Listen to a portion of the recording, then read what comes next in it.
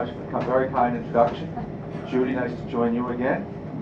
And Jack, nice to see you. Debbie does a phenomenal job for y'all in Richmond.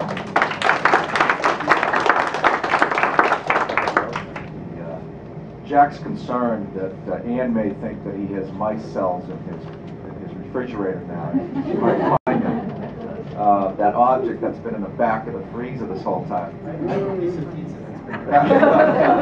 It's beginning to look like mice cells. But Michelle was very kind to mention that I sponsored stem cell research legislation in the 2007 session. She didn't mention it didn't pass.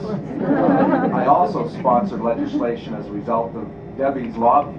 2 years ago, she came to lobby me with respect to the minimum wage, and we had a very nice discussion, and she promised to bring me to a woman's shelter in Fairfax where there were people living there earning the minimum wage. And as a result of that experience, I actually patroned an increase in the minimum wage last year as well. That didn't pass either. But it keeps, exactly, it's incremental change. And now let me tell you, Kevin, I'll digress a moment from stem cells, but it gives you an idea what we are up against in the Virginia legislature. Kevin mentioned on one of the slides the fertilization of the egg versus the implantation of the egg.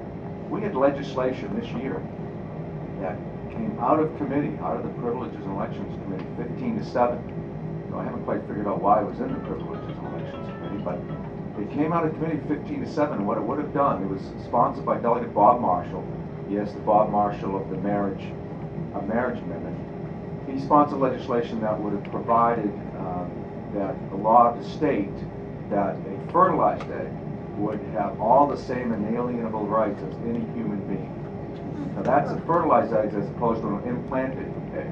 And that's the type of political debate that stem cell research gets involved in. Whether or not a fertilized egg has all the rights as a human being.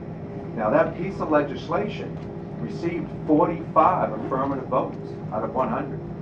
45 votes. Another 6 votes, that would have passed. It would have obviously overturned Roe versus Wade and eliminated a woman's right to privacy in any and all circumstances. So that is the type of environment in which we talk about stem cell research. And why embryonic stem cell research is so controversial, and why we are told that adult stem cell holds the potential and is available to us now. I appreciated the opportunity to see those on that to remind me of that piece of legislation. The reason I sponsored legislation in 2007, it was really to clarify the law in Virginia. Frankly, it's fairly it's silent.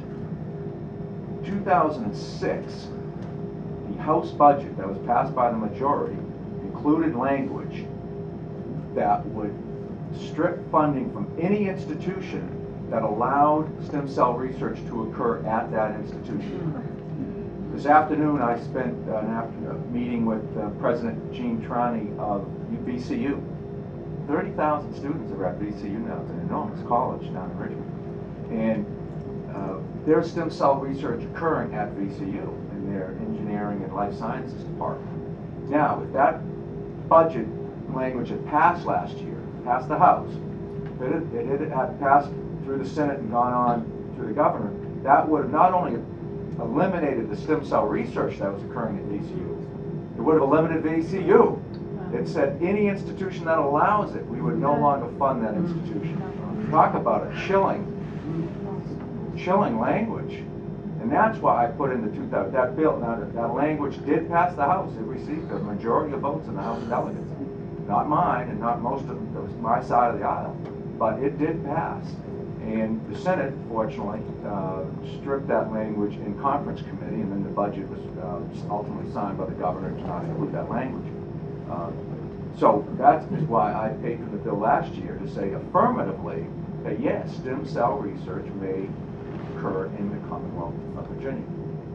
Now, I was raised Catholic, youngest of 7 children.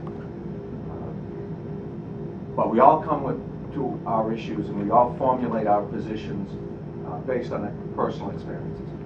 And one of mine that I'll share with you, and why is this Catholic legislator getting involved in stem cell research debate, is because after my third year, I was a junior in college, and I had to transfer to come home because my father had been stricken with cancer. And so my poor mother, who was in her 70s at the time, was trying to care for him, and so I left the University of Massachusetts, came home, ended up going to Framingham State College so I could live at home. My father was a big hulking of a man. He played professional football for the Redskins, college football coach and all. He was must have been about 265 pounds. He withered away to nothing after 6 months of cancer. And to suggest that we're not going to do everything we possibly can that's within our knowledge to address those types of illnesses, I think is sinful. And to hear the arguments from the other side of the aisle, the reason for this is frankly a mix of religious beliefs.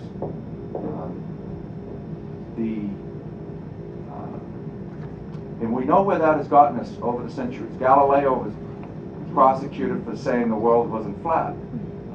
Salem witches were burned at the stake for their beliefs. I think it is a real concern to me that we're putting forward religious beliefs as opposed to actual science and research. One of the debaters, when we debated the stem cell research, embryonic stem cell research has not proven to have the promise that Mr. Wilson mentioned. Well, until we research it and study it, we won't know, will we? I mean, it's a foregone conclusion if we refuse to study it and research it. And so I'm real concerned with respect to where we're going on this debate. I hope the National Congress takes it up and is far more successful in Virginia. But I'm as a legislative perspective, very appreciative that this size of a crowd is here to hear the discussion tonight.